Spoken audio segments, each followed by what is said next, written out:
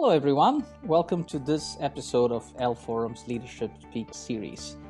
I have the privilege and honor of having the CIO of Associated Bank, Mike Meinolf, on this episode. And hello, Mike. Hello. Thank you for having me, first off. Well, I think I'm a technologist at heart. So, part of it is just my personality. Is like I'm always been interested in what's next, and not so much, what's now is important, but really what's next is critically important to me. As we talk about entrepreneurial leadership, one of the things that certainly means to me is that you have to be bold, right? And you cannot allow what I'll say is, previous failure hurdles to influence, your future directions. Or, I think people that, that know me, such as yourself, right? To never really be satisfied, right? You're always looking for what's next. There's an innate drive for that. I think you have it, right? I have it. There's this, how do we move on to, so we don't always have to kind of look at our current situation and say that's it, yeah. Right? It's like, how do we look for that next opportunity? And there's lots out there. And I think you have to have that eye, to the future in order to affect your leadership in the same way. I think people that are very, in the present, also operate that same way, and you can tell with their interactions with individuals, right? And just how they choose to lead is, let me focus on the tactical today. Let's get the task list done, but not necessarily thinking about how to optimize that. Kind of think in an entrepreneurial type way. You think everybody thinks that way, right? And the reality is a lot of people do not. They're very comfortable in their own kind of box that they've defined.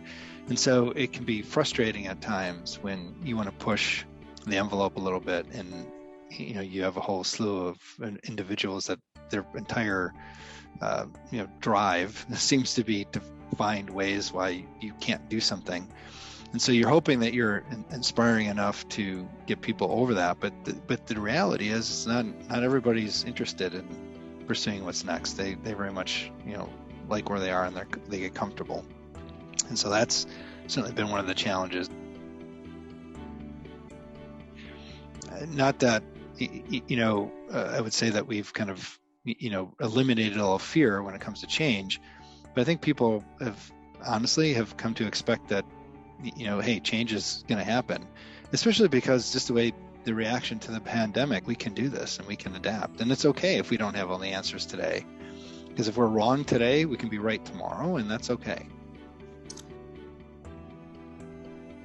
First and foremost, you have to have some early successes, and whether it's demonstrating that, hey, look, I've done this before, and hopefully they they can respect that, but also showing early on that we can get some early wins, and that this isn't as scary as you think, that the world isn't going to end. And then over time you start building up that confidence. I think if you and again, you have to kind of believe your own rhetoric, so to speak, and in my case I certainly do. I'm a fan of change, and I think that resonates with my staff. They kind of see me like, well, hey, Mike changes, right? He's willing to adapt. He does things differently. He's here, right? That kind of, again, resonates and says, he actually believes what he's talking about here.